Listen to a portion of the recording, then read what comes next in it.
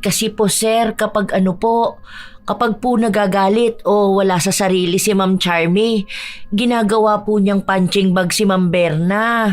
Isang beses lang naman yun nangyari, hindi naman yun issue sa akin. Ay hindi po isang beses yun sir, mga 3 o 4 na beses na po yan. Kapag po umuwing galit si Ma'am Charmy, binubugbog niya po si Ma'am Berna. Pumapayag naman din po siya. Sinasabi ko na sa kanya na may problema sa pag-iisip yung anak niyo. Ayaw niya naman pong maniwala sa akin. Sabi ko sa kanya dapat dinadala na yun sa mental hospital para naman magamot. Pabago-bago po ang mood niya. Tapos kapag nagulpi na niya si ma'am, ayun, pagod na po, tapos matutulog. Paggising niya, okay na ulit yung mood niya. Mabait naman po ulit, tapos hindi na niya alam kung anong ginawa niya. Hindi po ba yun may tililing? Bilang isang mabuting madrasta, sinalo na ni Berna ang lahat ng sakit. Mahal naman siya ng mga anak ng asawa, pero sadyang may pangyayari sa buhay ng bawat isa na magbibigay ng naiibang pag-uugali.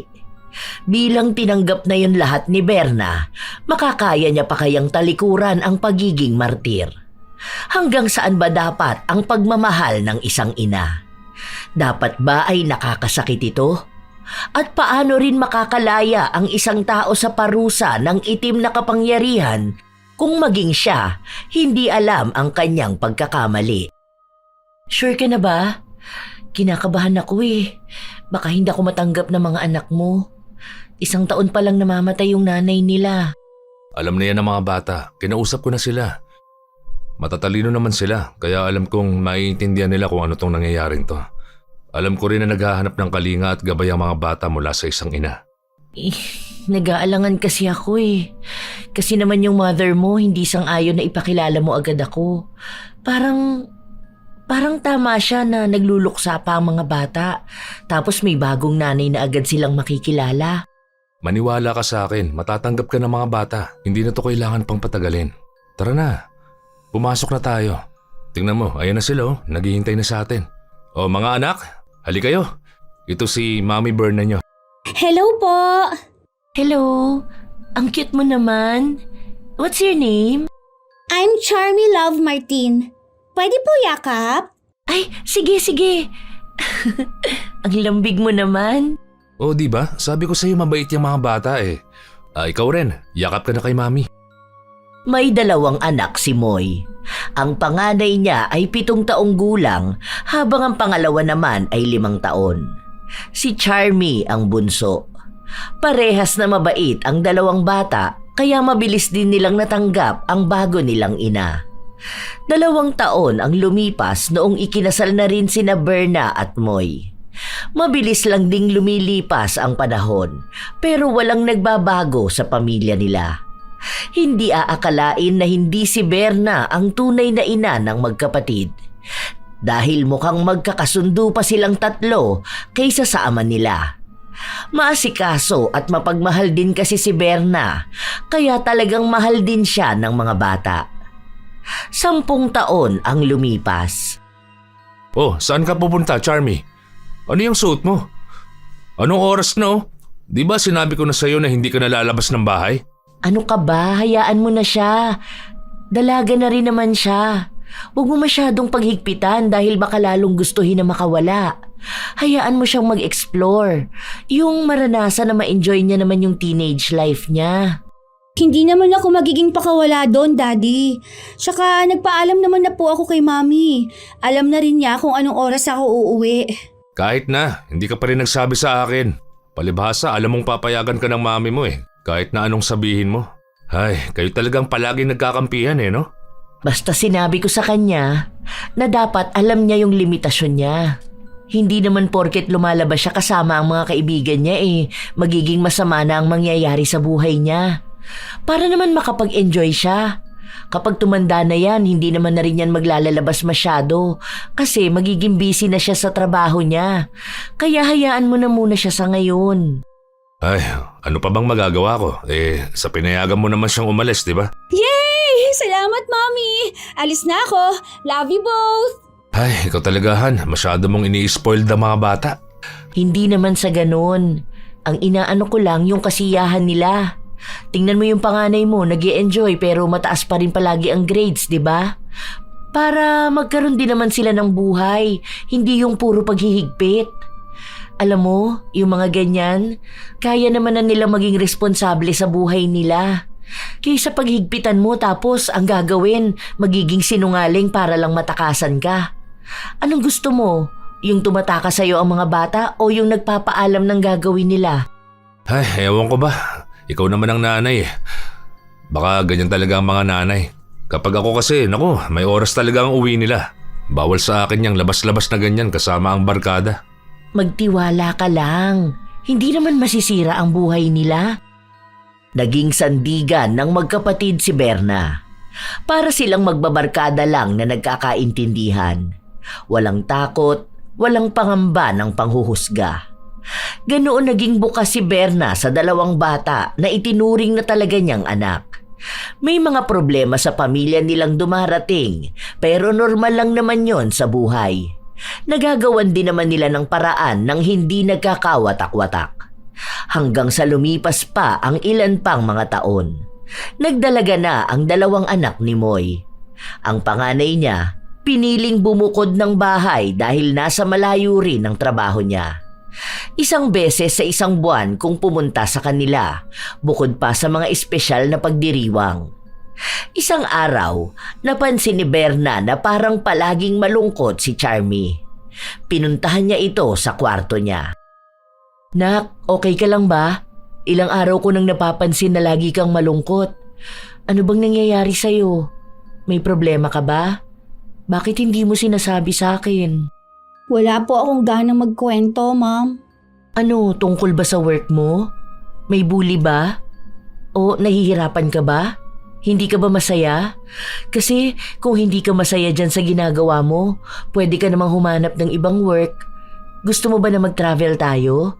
Para naman hindi ka laging nakakulong lang sa kwarto mo. Kung hindi mo mailabas yung nararamdaman mo, baka mas lalo ka lang mahirapan. Hindi solusyon ang pagkukulong para maibsan ang lungkot. Ayokong magkwento. Hindi ko pa kaya. Sige, okay lang din. Hindi kita pipilitin kung talagang hindi mo pa kaya. Basta kapag gusto mo lang ng makakausap, sabihan mo lang ako ha. Andito lang ako palagi para sa'yo. Hindi na pinilit pa ni Berna ang dalaga na magsabi sa kanya. Alam niya na sa ganoong edad o sa henerasyon nila, marami ang hindi sanay na basta magsabi ng problema sa kanilang mga magulang. Pero lagi pa rin ginagabayan ng ginang ang anak para kung sakali man na magsabi ito sa kanya. Ilang araw pa ang lumipas, nagbago na rin pati ang ugali ni Charmy. Madalas na nagiging mainitin ang kanyang ulo. Basta na lang siya sumisigaw o kaya ay nagbabasag ng gamit. Isang araw, umalis ang kasambahay nila dahil natatakot ito sa ugali ni Charmy. Kaya nag-usap ang mag-asawa kung ano ang pwede nilang gawin. Naiinis ako sa batang yon. Kinakausap ko siya kahapon eh. Ang ginawa ba naman, pinagsarahan ba naman ako ng pinto? Nakakalimutan na niya yata na nakatira pa siya sa pamamahay ko. Intindihin mo na lang. Baka naman may pinagdaraanan siyang mabigat. Bakit hindi niya sabihin sa atin? Hindi naman yun madadaan sa pagiging magagalitin eh. Tinatanong ko siya kung anong gusto niyang gawin, kung saan niya gustong pumunta. Sige, kung gusto niya mag-travel dahil nai-stress siya sa buhay niya, magbibigay naman ako ng pera eh. Pero hindi yung ganyan na nagiging violente na siya. Muntikan pa nga niyang masaktan si Manang Lolit eh. Ayun, umalis tuloy. Hindi ko alam kung may magtatagal pang kasambahay sa atin. Hindi ba may pupunta bukas? Ako na lang ang kakausap doon tapos pag uwi ni Charmy, kakausapin ko na lang din. Baka sa akin niya sabihin kung ano bang nangyayari sa kanya. Kausapin mo na nga at ikaw lang din naman ang pakikinggan nun. Pero feeling ko broken siya kaya ganyan. 'Di ba? Pansin mo hindi na nagpupunta rito si Mike? Dati halos dito na yung tumira. Oo, saka nakita kong nasa ibang bansa na yon. Baka yun ang dahilan. Baka miss na niya yung boyfriend niya. O kung hiwalay man sila, baka nasa proseso pa siya na hindi niya matanggap kung anong nangyari sa relasyon nila. 7 years din sila tapos first boyfriend pa niya. Grabe naman siya mabroken. Ako nga noon, namatayan pa ng asawa eh. Malamang iba naman ang ugali ng bawat tao. Hindi naman ibig sabihin na nakaya mo yan noon eh. Kaya rin yun ng anak mo. Malay mo, sobrang hirap noon para sa kanya. Iba siya magmahal, iba ka rin naman magmahal. Saka yung ugali ng generation ngayon, parang obsessed sila sa love life. Pero hindi naman sana umabot sa ganyan na ang lalana niya. Baka sa susunod niyan, makasakit na siya ng tao. Sinubukan ni Berna kausapin ng dalaga pero hindi siya nito sinasagot. Wala ni isa sa kanila ang gustong makausap. Minsan pa nga ay umuwi si Charmy na lasing na lasing. Hindi nila alam kung anong gagawin dahil kapag hahawakan siya, bigla na lang siyang nananakit. Kahit nga ang kanyang ama nasaktan niya. Isang araw, nasa kusina si Berna kasama niya ang bago nilang kasambahay. Ma'am, dapat nagsabi na lang po kayo. Ako na lang po sana ang gumawa niyan. Para po ba yan sa inyo? Hindi, ibibigay ko sana kay Charmy. Ito kasi yung gusto niyang pagkain eh. Bata pa lang siya, paborito na niya to. Lalo na kapag ako ang gumagawa. Totoo mo siyang anak, ma'am? Sorry po kasi pansin ko lang na parang hindi kayo magkamukha. Hindi. Pangalawa kong asawa ni Sir Moy mo. Bali yung mother nilang tunay namatay dahil sa cancer.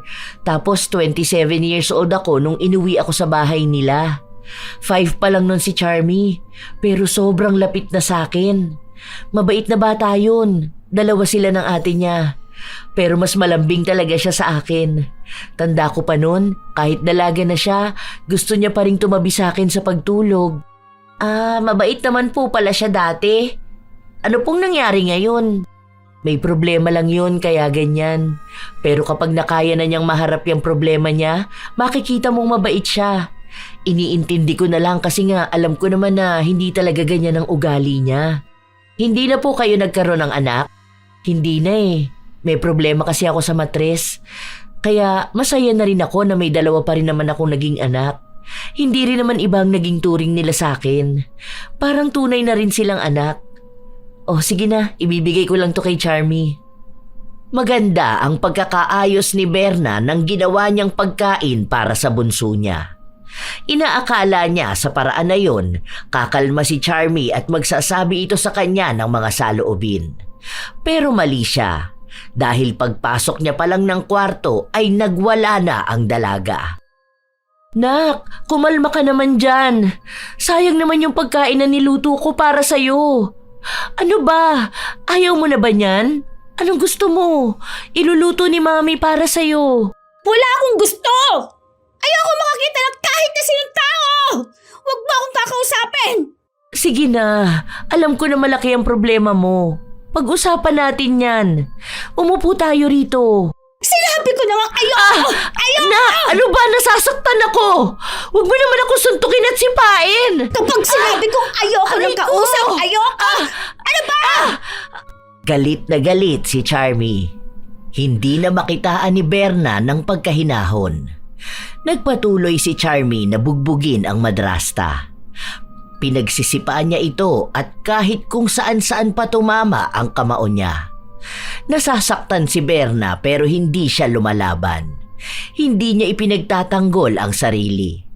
Hanggang sa noong may mga sugat at nagdurugo na siya. Doon lang kahit na paano kumalma si Charmy. Ma'am, sorry. Hindi ko lang kinaya yung galit ko kanina eh. Ayoko kasing kinakausap ako kapag galit ako.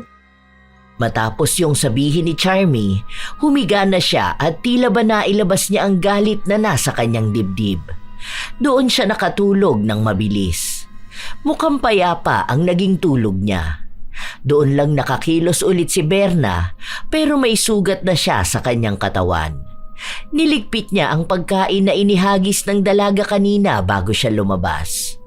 Wala si Moy.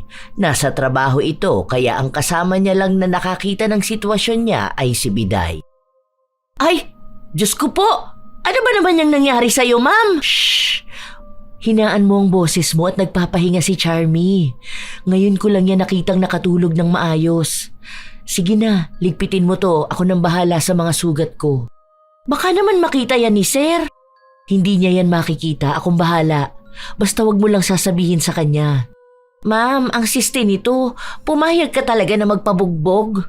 Dapat ipaalam nyo yan kay sir kasi paano kung maulit na naman yan?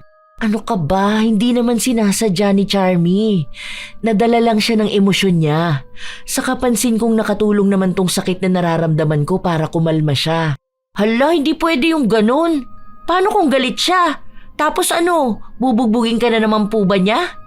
Ma'am, kung ganyan po ang problema ni Ma'am Charmy, baka kailangan na po niya ng tulong. Hindi na yan. Sa mga susunod niyan, okay na siya. Bigyan mo na lang ako ng yelo para hindi na matuloy itong mga pasa. Basta wag mo sasabihin sa sir mo, ha? Hindi kumbinsido ang kanilang kasambahay sa ginawa niya. Nagawa naman niya ng palusot kung bakit may mga pasa siya sa katawan. Sinabi na lang niya sa asawa na malapit na siyang datnan kaya sensitibo ang kanyang balat. Kinabukasan nun, muling sumabay sa kanila sa pagkain si Charmy. Simula kasi nung nagkaroon siya ng problema, hindi na nila nakasabay kumain ang dalaga.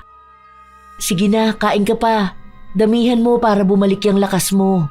Ang laki ng pinayat mo, oh. Thank you, Ma'am. Kumusta naman ang tulog mo? Ang haba nun, ah. Maayos naman po. Ang sarap nga ng tulog ko.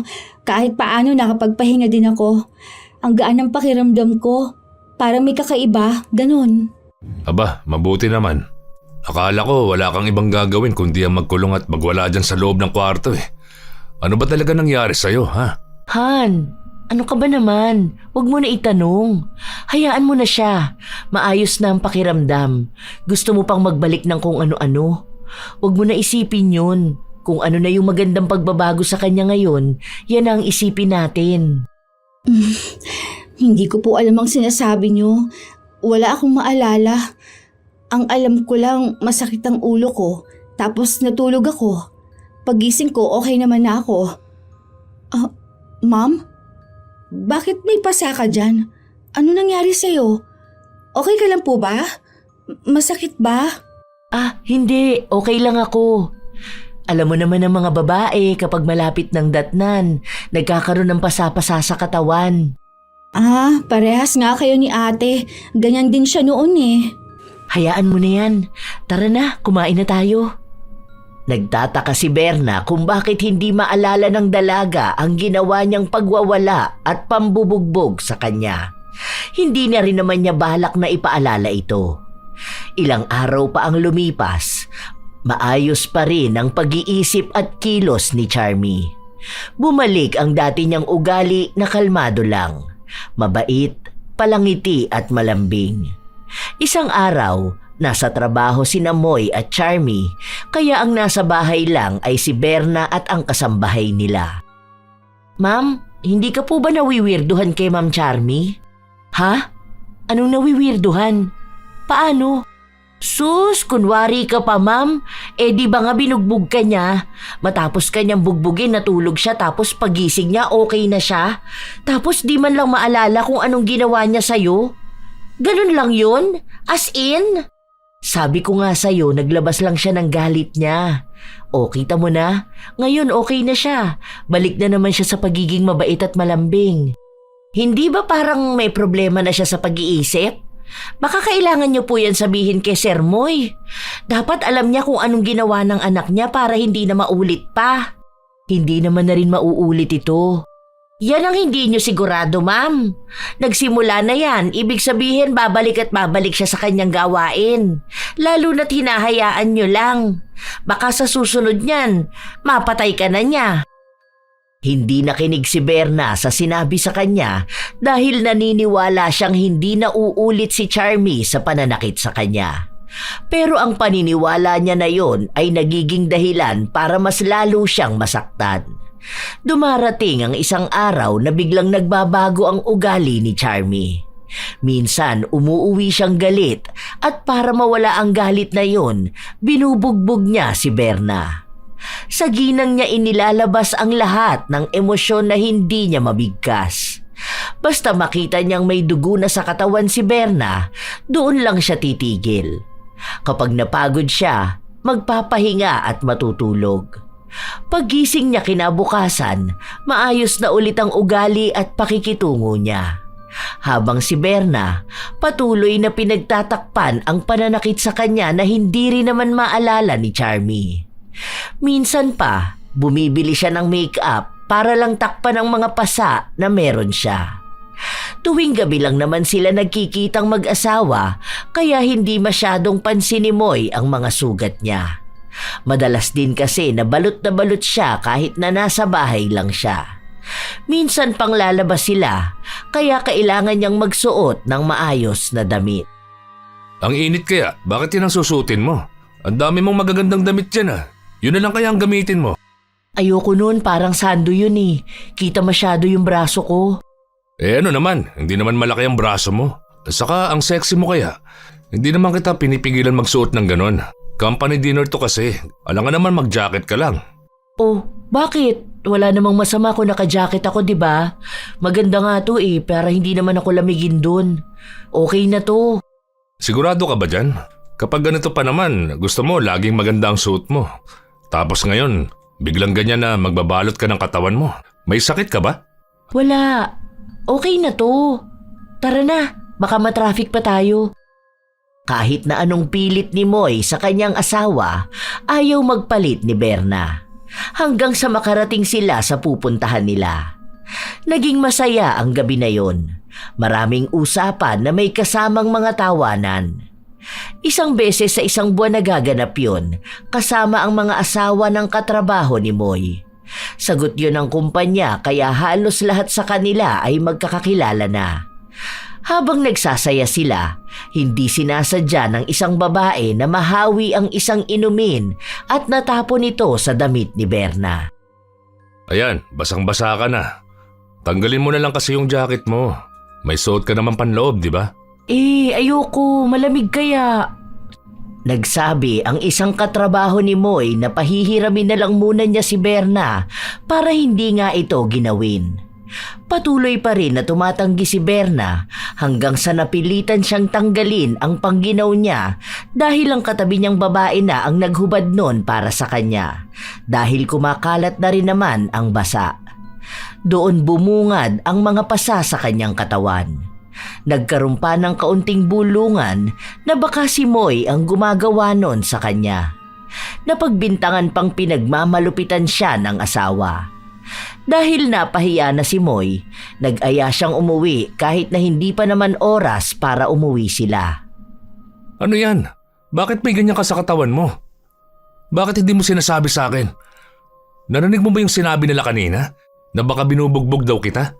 Ano na lang yung sasabihin nila sa akin kapag pasok ko bukas? Na sinasaktan ko ang asawa ko? Sinabi ko naman sa kanila na hindi ikaw ang may gawa nito sa akin. Kaya naman pala ayaw mong tanggalin yung jacket mo eh. Dahil may kung ano dyan sa katawan mo. Tingnan mo, mukhang bago lang to oh. Ano nangyari sa'yo? Wala to. Hayaan mo na, gagaling din naman to. Ano nga, hindi pwedeng hayaan na lang yan. Anong nangyari sa'yo? Sinong may gawa niyan? Wala nga to. Ano lang to, baka sa kinakain ko, ganun. Kung talagang sakit yan, tara, punta tayong ospital. Hindi yung ganyang may tinatago ka sa akin. Hindi na, wag na. Hayaan mo na to. Pagaling naman na kasi itong mga to. Wag mo nalang pansinin. Pinilit ni Moy ang asawa na magpunta sa ospital.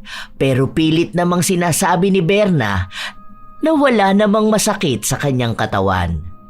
Habang nagtatalo silang dalawa tungkol sa mga pasa ni Berna, sumabat naman si Biday. Sir, ayaw lang pong sabihin ni Ma'am pero si Ma'am Charmy po ang may gawa niyan. Ano ka ba, Biday? Huwag ka nga sumabat kapag nag-uusap kami. Totoo ba yung sinabi niya?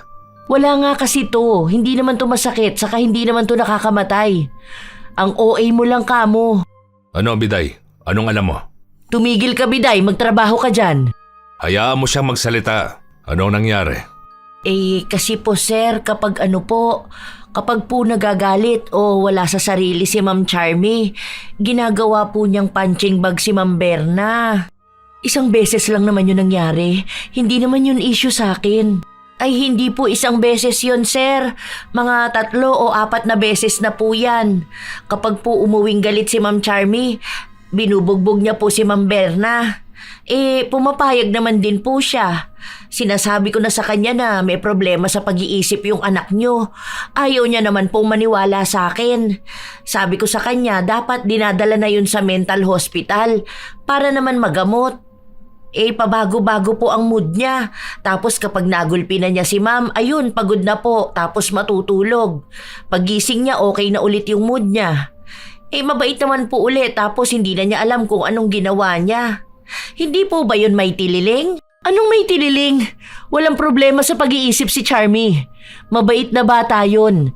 May dinadala lang siyang problema. Saka nakakatulong naman ako sa kanya. Bakit hindi mo man lang sinabi sa akin na ganito? Kaya pala lagi kang balot na balot kasi ganyan. Kung may problema sa utak si Charmy, hindi mo dapat tinotolerate. Sana sinabi mo sa akin nung una pa lang para napatingnan ko siya. Maniwala ka sa akin. Walang problema sa utak ang anak mo, ha? Hindi siya nababaliw. Kausapin ko yan bukas. Wag na, please naman. Hayaan mo yung bata. Kawawa naman siya. Anong kawawa? Mas kawawa ka dahil hinahayaan mong magulpi ka niya. Kailangan niya ng tulong. Tinutulungan ko naman siya eh. Oh, kita mo naman 'di ba? Gumaganda ang mood niya. Palagi na ulit siyang masaya, hindi katulad noon. Hindi ganyang tulong. Kasi mas lalo mong pinapalala ang kondisyon niya eh. Lalo siyang nagiging bayolente dahil sa'yo. Tapos yung katawan mong nagiging kawawa. Wag na muna, please. Ako na yung nakikiusap. Promise, magiging maayos din si Charmy. Naniniwala ako. Kasi alam ko na kapag sinabi natin sa kanya to, baka kung ano pang isipin niya. Baka akalain niya na sinasabihan natin siyang nababaliw na siya. Baka kung ano pang gawin niya na ikapapahamak niya. Paniwalaan mo ko, magiging maayos siya.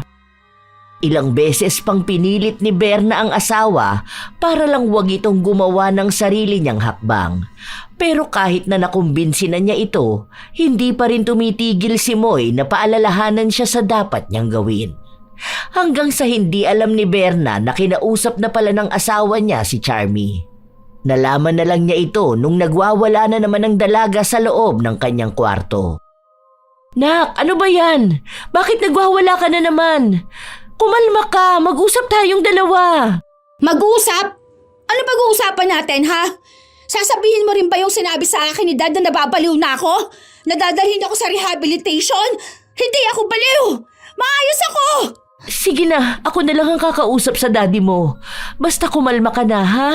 Puro ka salita! Ang ingay mo! Nakakarindi ang boses mo! Aray! Tama na, nasasaktan ako! Oo, alam ko na may problema ka pero madadaan naman natin sa maayos na usapan! Hindi ako baliw! Hindi ako nababaliw! Kailangan ko mailabas yung nararamdaman ko! Dahil kung hindi ako makakasakit ng tao, hindi ako kakalma! Bakit ba gusto ninyong paglaruan ng damdamin ko? Subukan mo labanan yung emosyon mo, anak. Kahit ako ayoko naman nadalhin ka sa kung saan dahil naniniwala ako na kaya mo. Hindi ko nga kayang pigilan! Parang sasabog ang ulo ko kapag pinipigilan ko sarili ko. Sinabi ko na kasi na huwag kang makialam. Akala mo ba madali ito, ha? Araw-araw akong nilalaman ng kung ano dito sa nararamdaman ko. Kaya iisa lang ang alam ko gawin. Ilabas sa pamamagitan ng pananakit. Bugbog sarado na naman si Berna. Mas malala na sa oras na ito dahil mas matagal na wala ang sama ng loob ni Charmy. Hindi lang basta sipa, suntok, may kasama pang pananabunot. Sa ganong paraan niya na ilalabas ang kanyang emosyon. Noong natapos siya, pagod na pagod siya. Hindi na niya kayang magsalita pa dahil parang wala nang natira pang enerhiya sa kanya. Kaya ang ginawa niya, humiga siya at tuluyang nakatulog. Si Berna, puno ng sugat sa katawan, umiyak lang siya bago siya tumayo at lumabas ng kwarto. Iika-ika pa nga siya, mabuti na lang at nakita siya ni Biday. Ala, Sandali lang, ma'am. Kukuha lang ako ng panlinis ng suga tapos yelo para dyan sa mga pasamo. Ay, ang dami nyo rin po lagas na buhok. Naku, hindi na yan simpleng pambubugbog lang. Ma'am, sige na po. Hayaan nyo na magpagamot yang si Charmy. Hindi nyo na yan madadaan sa ganyan. Hindi yan. Ramdam ko na magiging maayos siya. Kung hindi naman kasi siya sinabihang nababaliw ng daddy niya, hindi naman siya magwawala ng ganyan eh. Aray, teka lang. Huwag mong buhusan ng alkohol, ang sakit. Dahan-dahan naman. Dahan-dahan lang naman po itong ginagawa ko. Saka tama naman po yung sinabi ni Sir sa kanya. Nadadalin muna siya sa rehabilitation para nga mas gumaling siya doon. Hindi naman ibig sabihin nun na pababayaan na siya. Kaya nga siya dadalhin doon para gumaling siya at bumalik sa dati niyang ugali. Bumabalik naman na siya sa dati niyang ugali eh. Saka baka isipin ng iba na nagdodroga yan. Hindi naman ganon, ma'am.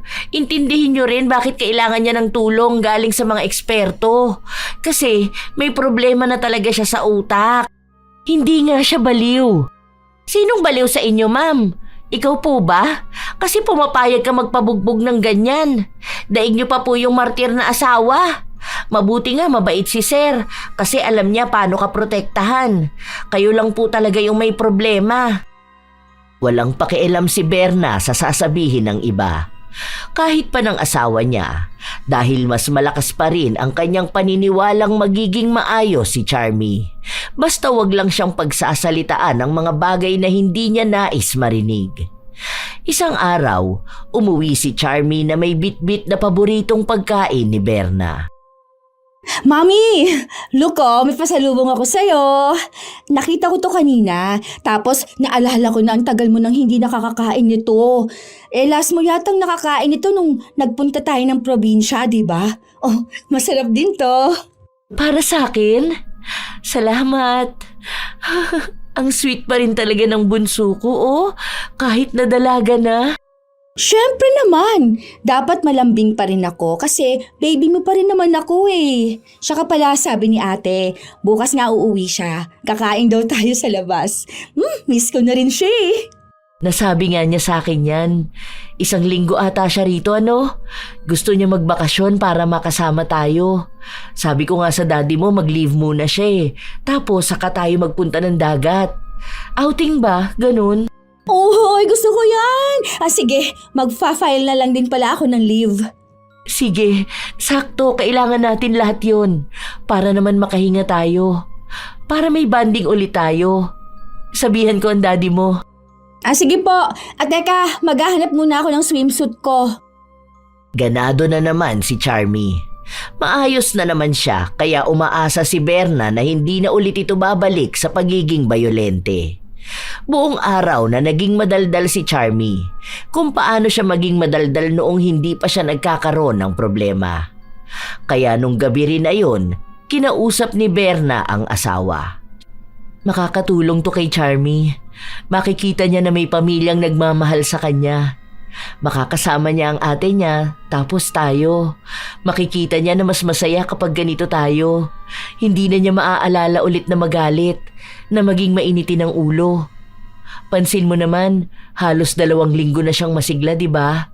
Huwag mo na lang siyang gagalitin ulit, lalo na kapag ipapaalala mo sa kanya yung sa rehabilitation. Hindi ko talaga alam kung ano yung ginagawa mo eh.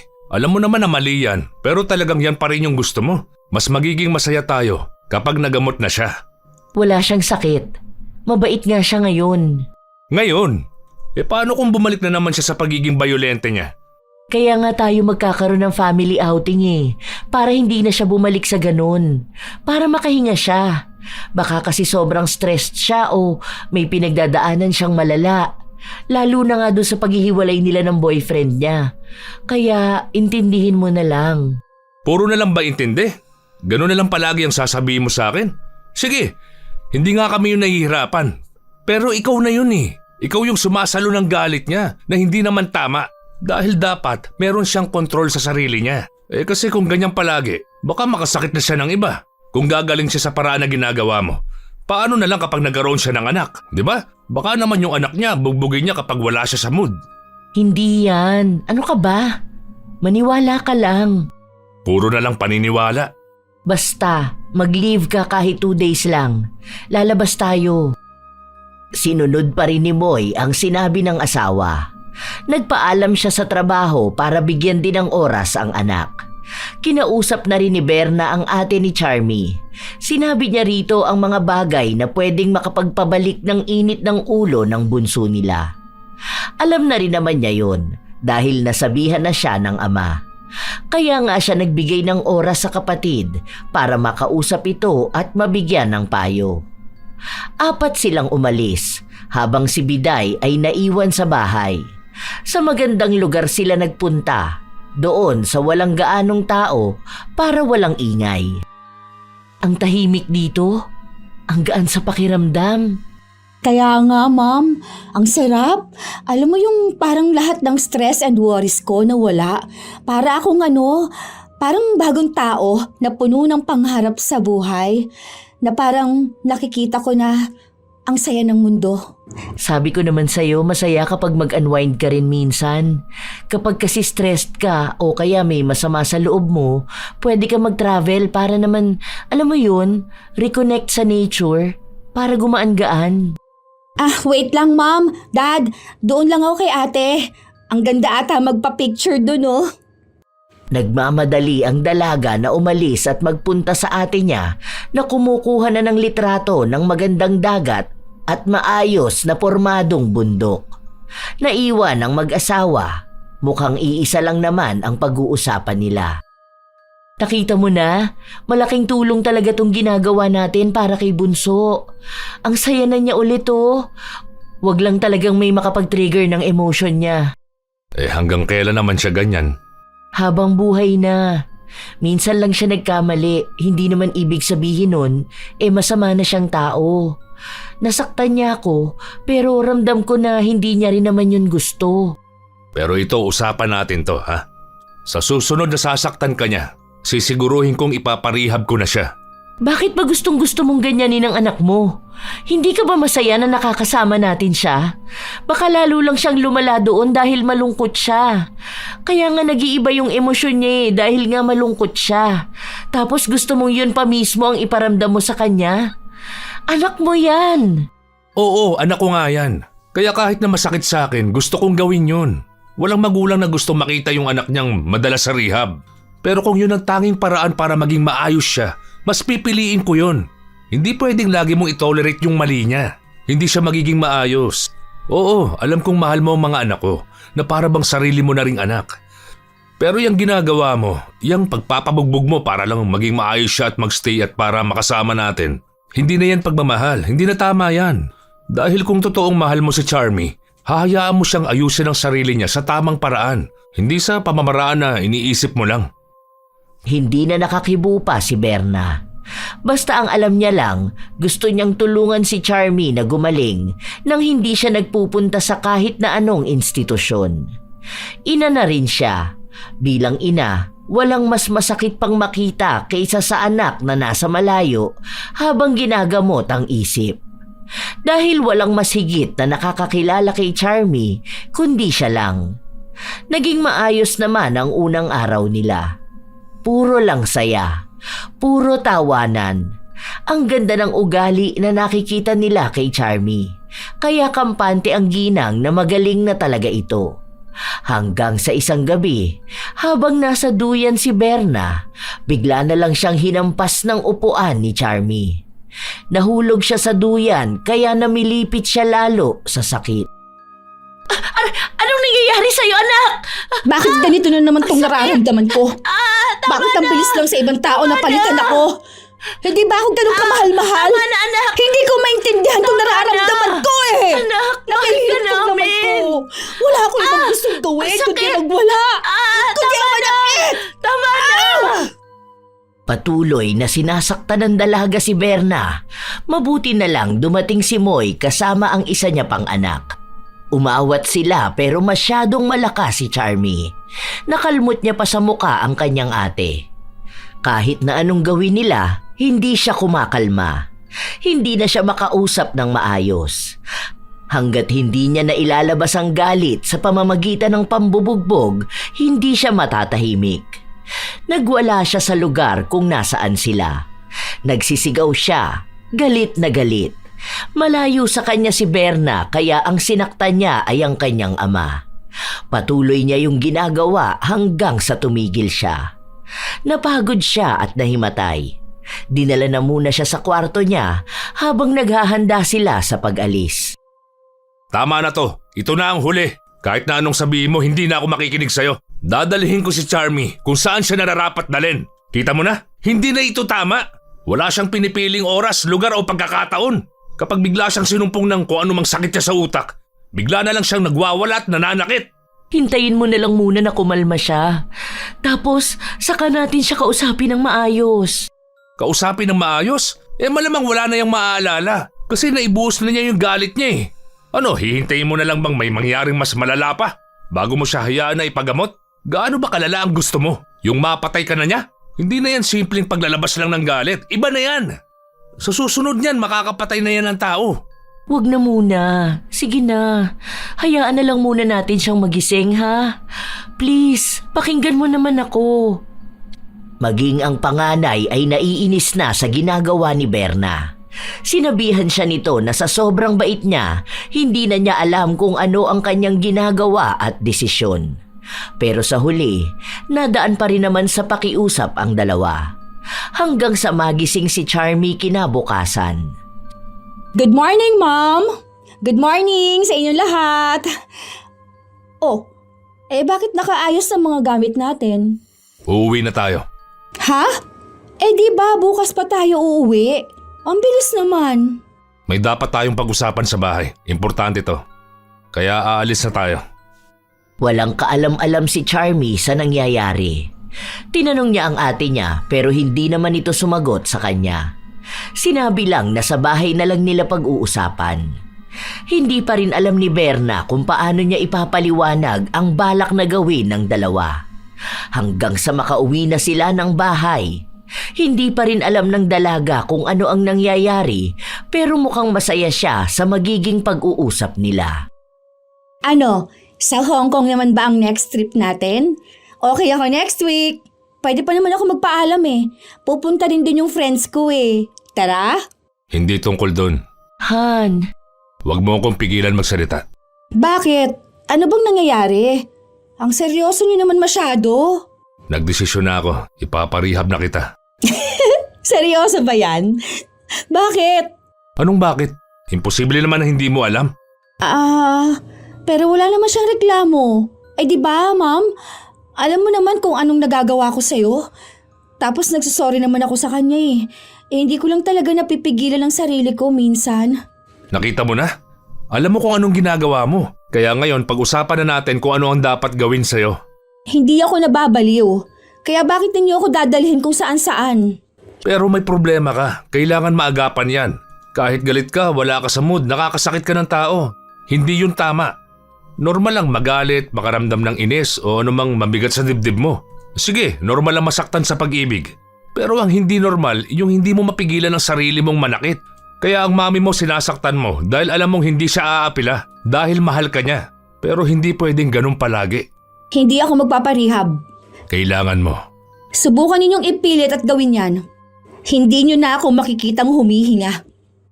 matapos yung sabihin ni Charmy, saka siya pumasok sa loob ng kanyang kwarto. Natahimik silang lahat dahil alam nilang maaaring totohanin yon ng dalaga, lalo na't hindi niya pinag-iisipan ang mga desisyon niya. Kapag napangunahan na siya ng emosyon, hindi na gumagana ang kanyang utak. Kaya nag-alangan si Moy. Hindi niya itinuloy ang pagpaparehab sa anak. Dahil sa ginawa niya, mas lalong lumala si Charmy. Halos araw-araw na niyang binubugbog si Berna para lang maibsan ang kakaibang galit na nararamdaman niya sa puso. Hindi na siya madaan sa pakiusapan. Aray ko, teka lang. Dahan-dahan naman. Ma'am, may masakit pa dyan, ma'am. Ganyan lang yan sa ngayon. Sa susunod yan, sa pagpapabaya niyo sa kanya, ay naku, ewan ko na lang talaga. Gagaling din siya. Gagaling? Sanay na siyang bugbugin kayo. Dapat kasi tinuruan niyo siyang magproseso ng lungkot. Kaya lumala ng ganyan yung ugali niya. Parang nakikita niya na okay lang manakit kasi pwede niyang sabihin na galit lang siya. Kahit na ang totoo, maling-mali talaga yun. Naaawa kasi talaga ako sa kanya eh. Baka kung anong gawin niya sa sarili niya. Sana po kung yung awa niyo sa kanya, yun din po ang awa niyo sa sarili niyo, ma'am, no? Kasi po, kung ako ang tatanungin, mas naaawa naman ako sa inyo. Feeling ko kaya ganyan siya. Patong-patong yung problema niya. Nakakaawa talaga. Kung sana sinabi niya sa akin, baka mabigyan ko pa siya ng payo. Ang bait niyang bata, bakit may mga taong gustong saktan ng damdamin niya? Hindi naman niya kasalanan kung bakit siya ganyan eh. Ay, ano kayang problema ang dinadala niya? Hindi lang problema, ma'am. Pati na rin po yung pagka-attach niya sa'yo. Pati ata pagkamatay ng mama niya. Basta, maraming mali sa kanya. At yung mga mali na yun ang hindi mo mababago. Siya dapat ang magbago nun. Kaya ma'am, malaki na siya. Hayaan mo siyang harapin kung ano yung mali niya. Huwag mo siyang saluhin palagi. Feeling ko po, bata pa lang siya sinasalo mo lahat kaya hindi na siya nagkaroon ng kontrol sa sarili. Hayaan mo siyang maging siya. Mahal niyo siya, anak ang turing niyo sa kanya. Kung gusto niyo po maging isang mabuting ina, turuan niyo po siyang maging mabuting anak. Hindi yung sasaluhin niyo yung mga mali niya para maramdaman niyang tama siya. Kaya hindi siya takot sa mga mali niyang ginagawa eh. Alam niyang andyan ka para saluhin siya. Para pagtakpan siya. Hindi kumibo si Berna. Hindi niya pa rin alam kung ano bang dapat niyang gawin. Hanggang sa dumating ang isang araw. Galit na naman si Charmy. Pinagbubugbog na naman niya si Berna. Hindi pa mawari ang dahilan kung bakit siya galit dahil kanina lang ay masaya siyang nanonood sa kanyang cellphone. Kausap niya pa nga ang isa niyang kaibigan. Nabigla na lang si Berna nung pagpasok niya sa kwarto ng dalaga ay galit na galit ito sa kanya. Buwisit talaga! Nakakainis naman! Hindi ko na naman mapigilan tong galit ko. Kung hindi lang dahil sa mga katrabaho ko eh. Ay, bakit ba kahit sa social media mga papansin sila? Mga buwisit! Nakakainis! Ano to? Nak, ano nangyayari sa'yo? Pinupulikat ata ako. Sobrang sakit. Namilipit ang dalaga sa sakit. Namumulikat ang likod ng binti niya. 2 binti kaya hindi siya makalakad. Natumba na lang siya sa sahig at hindi mapalagay. Kaya humingi ng tulong si Berna sa kanilang kasambahay. Binuhat nila si Charmy para ihiga sa kama nito. Aray! Sobrang sakit talaga. Hindi ko kaya to. Aray ko.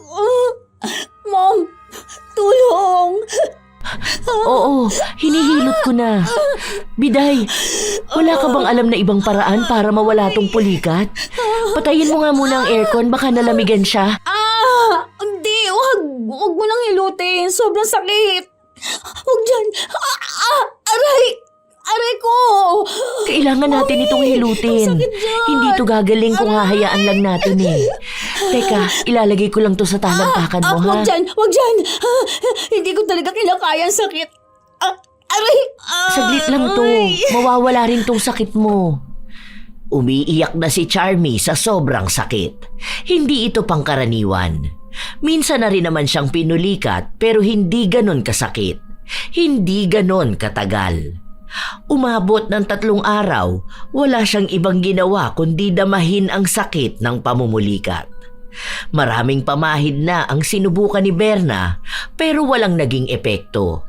Kada hihilutin niya, lalong sumisigaw sa sakit si Charmy. Nagpatulong na siya kay Biday pero wala rin naman itong kakayahan na magtanggal ng pulikat. Wala po talaga, ma'am. Hindi talaga kaya. Pinainom ko siya nung ganun sa gawa ng nanay ko noon pero hindi naman umepekto sa kanya. Pero ma'am, mukhang ikaw din po kailangan mong gamutin ang sarili mo. Tingnan mo po may sugat at pasaka pa rin dahil dun sa pagbugbog sa'yo nung nakaraan. Kaya ko pa naman to. Saka gagaling din naman ito eh. Kailangan ko yung magpapatanggal sa pulikat ni Charmy. May nakita ko na dapat daw patunugin din yung mga daliri sa paa. Ginawa ko na po yan pero hindi naman din epektibo. Itong may heating pad, yan na nga po yung ginawa natin nung una. Ay, paano kaya to? Ayan na naman siya, umiiyak na naman dahil sa sakit. Tingin ko ma'am, hindi lang dahil sa sakit kundi dahil sa galit. Mas naiiyak pa yata siya at mas nahihirapan na hindi siya nakakapanakit ng tao kaysa dyan sa nararamdaman niyang pamumulikat. Kung ako sa iyo ma'am, bago pa yan lumala, iparehab niyo na po yan. Ngayon pa talaga kung kailan kailangan niya ako dahil may sakit siya. Nasobrahan ka naman sa pagiging martir mo, ma'am. Akala ko ang martir sa pagiging asawa lang eh. Pwede rin pala sa pagiging madrasta. Yung asawa niyo nga po ang kalaban niyo. Naaawa kasi ako kay Charmy. Ilang beses ko na po yan narinig eh. Naaawa ka sa kanya sa ngayon pero hindi ka po ba naaawa sa kanya sa hinaharap? Sa magiging siya sa kakukonsinti niyo sa ugali niya? Sa pag-justify niyo ng mali niya? Sige po, paano kung wala na kayo? Ano na pong mangyayari sa kanya? Sino na pong sasalo ng galit niya? Paano na siya? Paano na po yung mga tao sa paligid niya? Paano kung makakilala siya ng makakatapat niya? Hindi po ba dapat bilang kayo ang ina niya, dapat inihanda niyo siya sa kung ano man siya sa hinaharap para kahit mamwala ka na, kampante ka pa rin na maayos siya. Kaya kung may isang hakbang kang dapat gagawin para makatulong sa kanya, gawin niyo na po ngayon. Ngayon na po ang tamang panahon, hindi kung kailan huli na ang lahat. Hindi na kumibo pa si Berna dahil mas pinaniniwalaan niya pa rin ang kanyang sarili at kakayahan bilang isang ina. Pero ilang araw pa ulit ang lumipas, hindi tumitigil sa pagwawala si Charmy. Dahil sa sakit at dahil na rin sa galit. Wala naman silang mapainom na gamot dahil takot din si Berna na baka mali ang mapainom niya. Kaya noong isang hapon, matapos umuwi ng kanyang asawa ay kinausap niya ito. Sinubukan ko ng manood ng mga pwedeng gawin pero wala talagang nangyayari. Pinupulikat pa rin siya. Hintayin mo na lang. Simpleng pulikat lang naman yan. Ako nga kagabi pinulikat pero okay naman na ako ngayon. Hindi nga yun simple. Iba yung sakit niya. Nararamdaman ko yung sakit niya kada iiyak siya tapos sisigaw. Dali na natin si Charmy sa ospital. Sa mental hospital ba? Sige, okay lang sa akin. Para naman mapacheck up na siya. Sakto. Dapat nga, matagalan natin siyang pinatherapist, di ba? Mabuti naman pumayag ka na rin sa gusto ko. Akala ko ayaw mo pa rin eh. At ipipilit na magagamot mo siya. Hindi naman ako nakikipagbiruan sa'yo. Ang seryoso nitong pinag-uusapan natin. Mukha ba akong nakikipagbiruan? Doon lang naman natin siya pwedeng dalhin eh. Hirap na yung anak mo. Hindi na makatayo. Panay na rin ang iyak. Kung basta pulikat lang yun, mawawala yun ilang oras lang. Pero ilang araw na yan eh. Baka mamaya may malala na siyang sakit tapos hindi pa natin alam. Mamaya delikado na yun. Okay na yan, kesa naman bugbugin ka niya palagi. At least yan, hindi siya makatayo. Hindi rin makasipa, hindi ba? O tingnan mo, gumagaling na yung mga pasamo sa katawan. Hindi na ako ang pagbibintangan ng mga tao na gumugulpi sa'yo. Okay na? Yan lang ang sasabihin mo? Ni hindi ka man lang mag-alala para sa anak mo? Ano ba naman yung mga salita na galing sa'yo? Para namang wala kang pag-aalala para kay Charmy. Parang hindi ka naaawa sa kanya kapag naririnig mo siyang umiiyak at nasasaktan. Nag-aalala ako. Kaya nga gusto ko siyang ipasok sa rehab, di ba? Iniiba mo ang usapan eh. Binabalik mo sa rehab. Sa kung saan-saan. Iba yung sakit ng anak mo. Iba tong sinasabi ko na dapat tutukan natin ng pansin. Iba ang sakit niya. Yung sakit na dapat tutukan sa kanya, yan, dyan sa pagiging magagalitin niya. Yung sa hindi niya pagkontrol ng galit niya. Yung ugali niya ang isa sa dapat nating hindi pabayaan. Kasi yun ang pinaka-problema niya. Wala siyang ibang sakit maliban doon. Yun lang naman ang gusto kong magamot sa kanya. Kaya wag mo nang ipagpilitan kung ano yung gusto mo. Hindi sakit sa katawan ang dapat na unahin sa kanya, kundi yung sakit niya sa utak. Ilang beses na kinumbinsi ni Berna ang asawa, pero hindi ito pumapayag na dalhin sa ospital si Charmy. Pero dahil gusto talaga yung gawin ni Berna, siya na lang ang sumama sa dalaga. Pagdating ng ospital, masama na naman ang timpla ng pag-uugali ni Charmy. Di ba sinabi kong dahan-dahanin niyo lang ang paghawak sa akin? Nasasaktan na ako! Anak, kumalma ka. Nandito tayo para gamutin ka. Paano kung kakalma ko? Nasasaktan na ako! Hindi niyo ba magawa na maayos yung trabaho ninyo?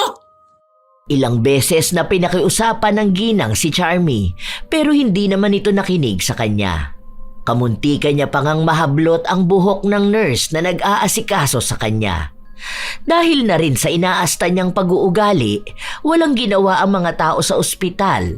Hindi na tinuloy ang pagtingin sa kanya dahil hindi nga siya mahawakan. Kaya umuwi na lang siya ng bahay. Kahit na ganon, galit na galit pa rin talaga ang dalaga. Hindi ako makakilos ng maayos dahil dito.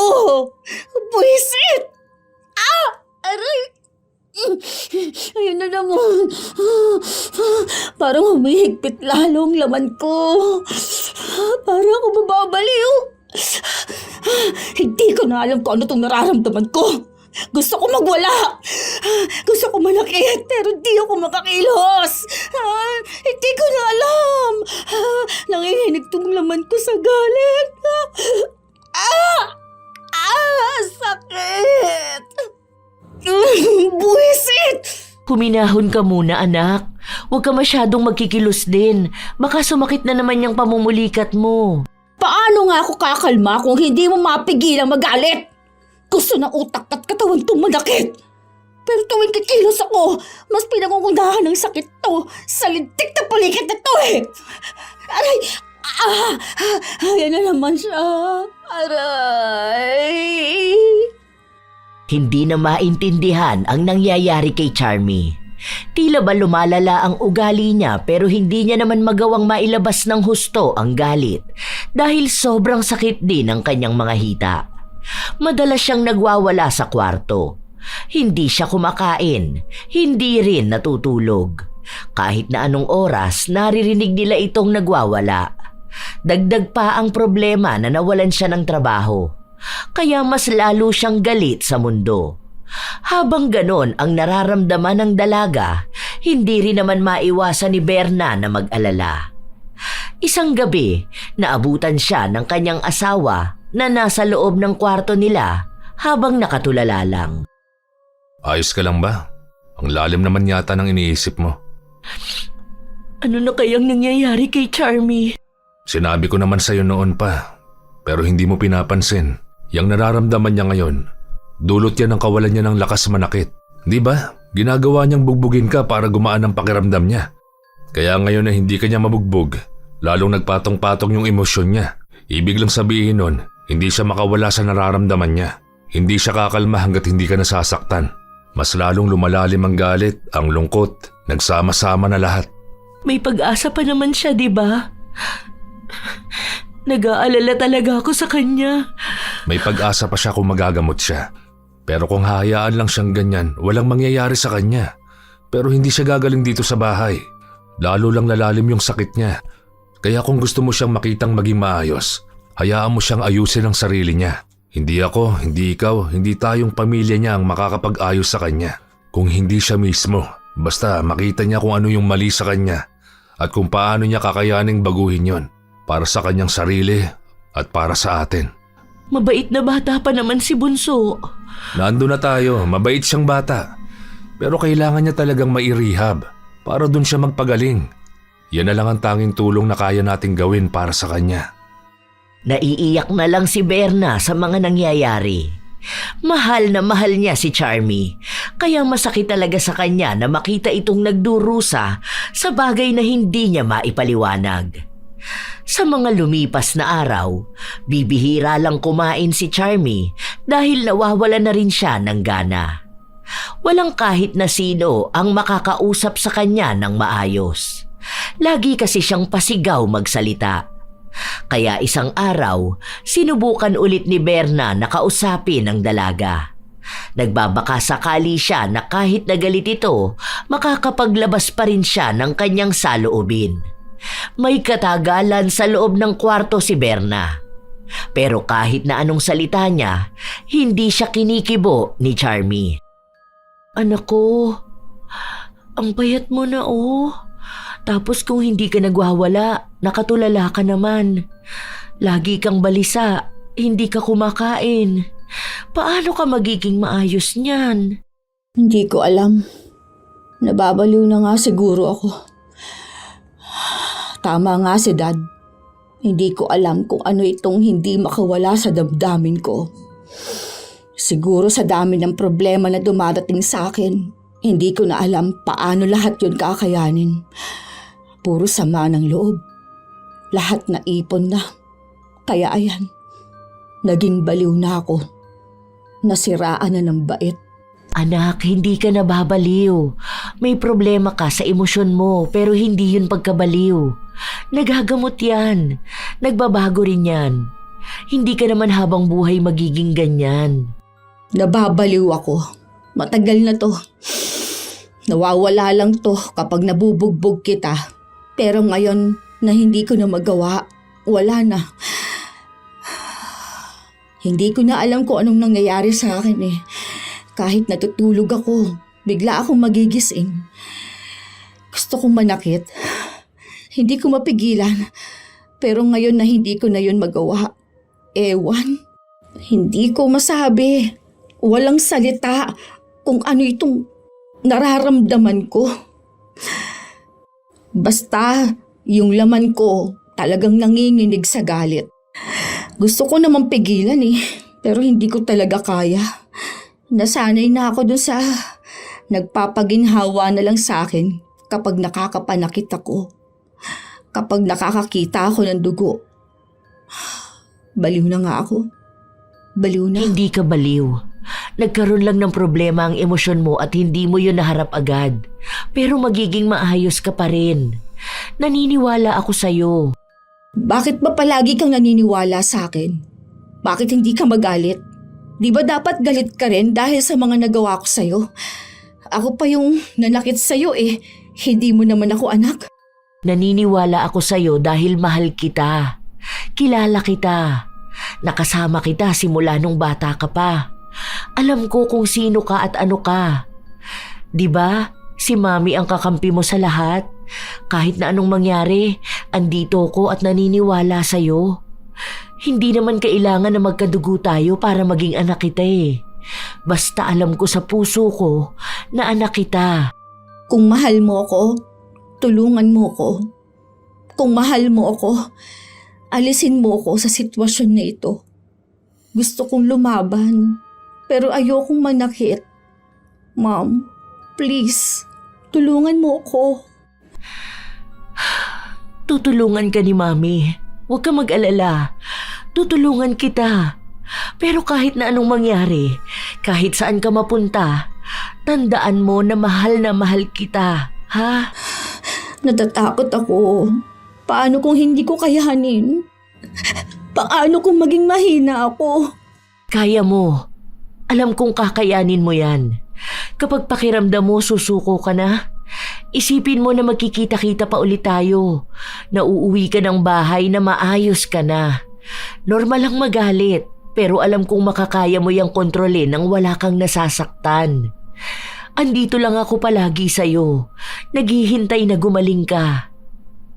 Anak, may pamilya ka. Ito na ba yung parusa sa akin? Para akong mabibilanggo kapag nandoon na ako sa rehab. Paano kung mag-iba lalo ang ugali ko? Baka ayaw niyo na sa akin. Ang sama kong tao. Hindi yan parusa sa'yo. Isipin mo na lang na proseso yan. Hindi ibig sabihin na dadalhin ka namin doon, itinatakwil ka na namin. Wala kang dapat ikatakot. Hindi ka dapat mahiya. Tandaan mo lagi na mahirap din to para sa amin. Hindi ka namin pababayaan dahil lagi kitang bibisitahin. Magdadala ko ng paborito mong pagkain. Palagi. Napuno ng emosyon ang dalawa. Hindi na rin napigilan ni Charmy ang umiyak. Natatakot siya pero sa unang beses, nakapagdesisyon siyang gagawin na niya kung ano yung dapat. Dahil sa haba ng mga linggo at buwan na nagdurusa siya sa sakit niya, Gusto na niyang makalaya. Gusto niyang makita ulit ang ganda ng mundo nang walang galit at walang pananakit. Kusa siyang nagsabi sa ama na handa na siyang magpunta sa rehabilitation center. Malungkot si Berna, pero yun ang kailangang gawin ni Charmy. Halos 1 linggo na ring wala si Charmy, pero 2 beses na nilang nadalaw. Isa pa sa ipinag-aalala ng ginang ang pamumulikat ni Charmy na hindi pa rin nawawala. Isang araw, nakatulala lang siya sa kusina noong naabutan siya ng kasambahay nila. "Ma'am, okay ka lang po ba? Kanina ko pa po pansin na nakatulala kayo. Kanina doon sa may sala, ngayon dito naman. May masakit po ba sa inyo? Gusto niyo po bang magluto ako ng pagkain niyo?" "Hindi, okay lang ako. Ang inaalala ko ay si Charmy." Sabi niyo naman po maayos siya. O ano pong pinag-aalala niyo? Baka naman po namimiss niyo lang siya. Yung sa pulikat niya. Nag-aalala ko, paano kung malamig doon? Tapos biglang sumakit. Baka walang maghilot nun. Paano kung umiiyak siya ngayon dahil doon? Naaawa ako sa kanya. Okay na dun sa gamutan niya sa pananakit, pero iba naman yung sa pisikal. Gagaling din naman po siguro siya. Tiwala lang po kayo. Nagtiwala nga po kayong gagaling yung ganong pag-uugali. Diyan pa kaya sa pisikal na sakit lang. Iniisip ko nga, baka totoo yung sinabi na kinulam siya o kaya nausog. Di ba may mga ganon? Kasi pagkatapos nung outing namin nagkaganon siya eh. Wala naman akong kilala na albularyo. May nakausap ako, mukha naman siyang peke. Iba naman yung sinasabi niya. May nagkakagusto raw kay Charmy na tikbalang na nakatira sa malaking puno sa likod daw ng bahay. Wala namang puno dito sa atin. Puro bahay na malalaki yan. Kaya hindi ako naniniwala sa kanya. Ayun, hindi na rin ako nagtiwala sa ibang albularyo. Hindi pa po pala sinasabi sa inyo ni Sir yung ginawa niya? Ginawa ng sir mo? Ano bang ginawa niya? Mas maganda po kung kayo na lang ang magtanong sa kanya. Ayoko pong pinangungunahan kung anong dapat na kayo lang po ang nag-uusap. Hindi na mapakali si Berna. Dahil kahit anong pilit niya kay Biday, hindi nito sinasabi kung ano ang ginawa ni Moy. Kaya naghintay pa hanggang kinagabihan ng ginang para lang makapagtanong sa asawa. Pero sa unang pagtatanong niya, parang hindi gustong sagutin ni Moy. Kaya inulit niya ang pagtatanong tungkol sa ginawa nito. Ha? Anong ginawa ko? Ewan ko, hindi ko alam. Kaya nga tinatanong kita, di ba? May sinasabi kasi si Biday. Ano ba yung ginawa mo sa anak mo? Wala yon. Pinapaalis ko naman na. Medyo natagalan lang. Pero mawawala rin yon. Ano nga yun, ha? Oo na. Kasi hindi ko naman intensyon. Pero nagparitual ako para sa kanya. Ritual? Anong klaseng ritual? Pinakula mo ba ang anak mo? Ano ka ba naman? Bakit naman ganun ang ginawa mo? Naiinis na kasi ako Ayaw mo naman siyang iparehab. Tapos, todo tanggi ka pa rin kapag binubugbog ka niya. Pero hindi naman ganun kasama ang ginawa ko sa kanya Simpleng sakit lang naman yun. Para kahit paano, makontrol niya yung sarili niya. May maganda namang naidulot, di ba? Kita mo naman, siya na ang nagkusang nagsabing magpaparehab na siya. Isa pa, pinapaalis ko naman na yung kulam. Ang sabi sa akin, medyo matagal yon. Baka mga ilang linggo pa. Sa susunod, wag mo na ulit gagawin yan, ha? Masama ang magpakulam ng tao. Hindi naman ganun kalala Hindi naman yun yung klase ng kulam na galit sa tao. Malalaman o hindi, mala sa buhay ng isang tao ang magpakulam. Tandaan mo yan. Iba ang energy nun. Saka iba rin yung mararanasan mo. Baka mamaya sa'yo pa bumalik kung ano pang mas malalang mangyari sa'yo. Bakit si Biday alam niya? Malamang kakilala niya yung pinuntahan ko Siya ang nagsuggest sa akin. Ay naku naman. Huwag mo na lang talagang uulitin. Naku, yari ka talaga sa akin. Mild lang naman din yung pinagawa ko dahil naaawa rin ako sa anak ko. Pero bilang magulang, wala naman akong ibang gustong mangyari kundi maging maayos siya.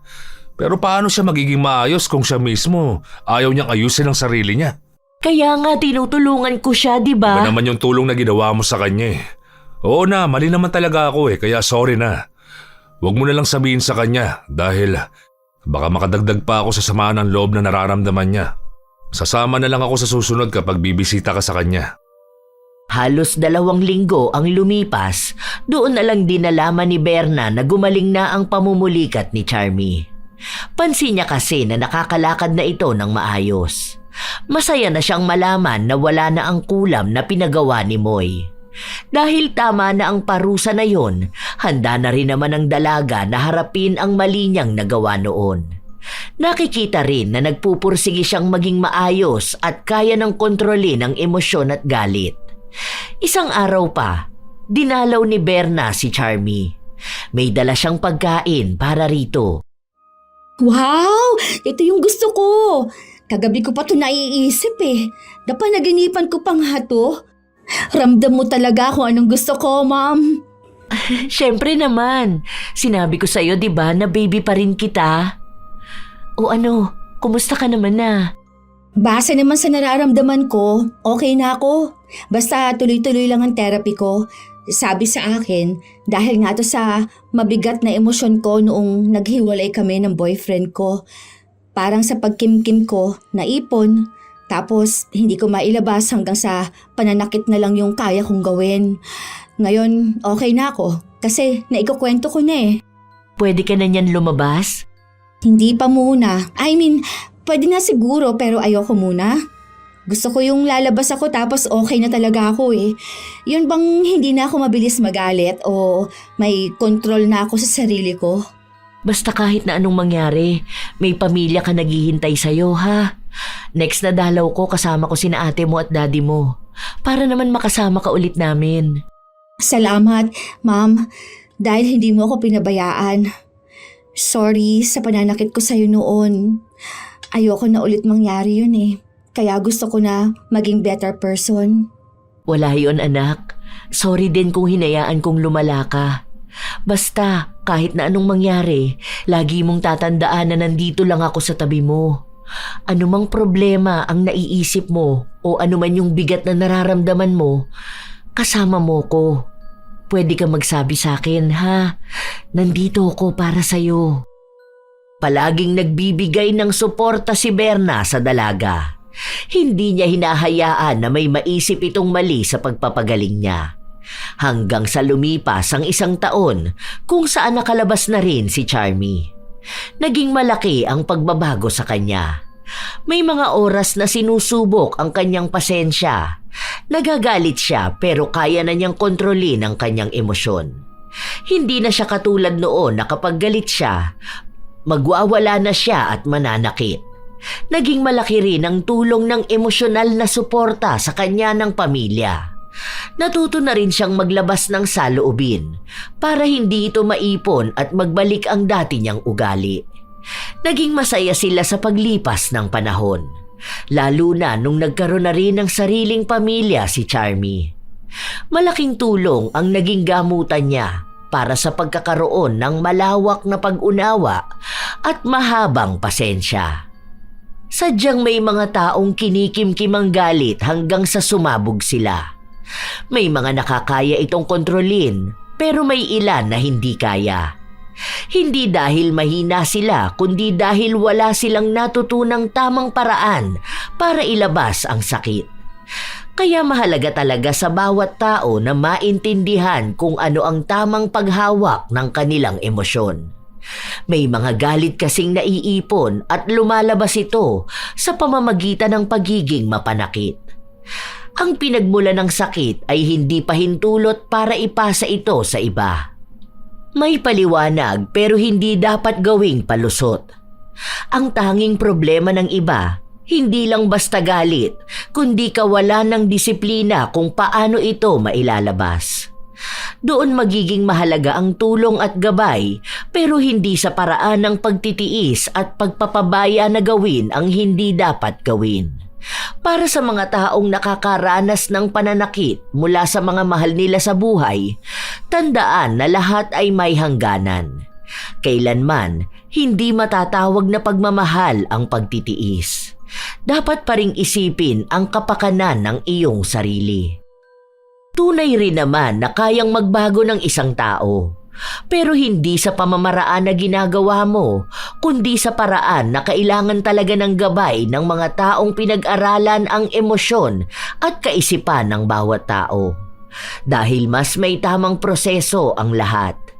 Tandaan din na hindi titigil ang karahasan kung hahayaang manatili at tatapatan lamang ng pagmamahal. Ang pagkakaroon ng problema ay hindi kailanman sapat na dahilan para manakit ng kapwa. Kaya mga apo, huwag manatili sa bawat pananakit ng kapwa. Kahit anak mo pa ito o minahal mo pa ng sobra.